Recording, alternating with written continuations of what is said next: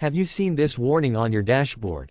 Service electric parking brake or EPB warning light, and now your parking brake won't work right. In this video, I'll show you how to fix and reset the electric parking brake light quickly and safely, with or without a scan tool. Let's get into it. What does the EPB warning light mean?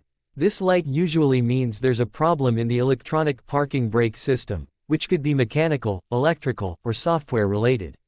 Common causes include low or weak battery, faulty EPB motor, corroded connectors or wires, failed EPB switch inside the cabin, or a malfunctioning control module.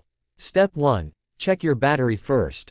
Weak voltage is a top cause of EPB warnings.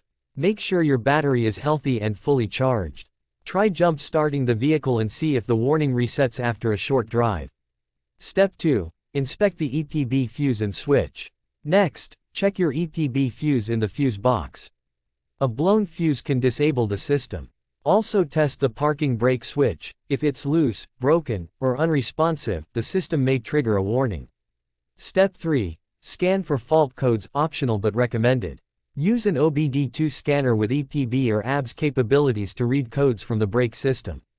This will tell you whether it's a sensor, actuator, or control unit problem.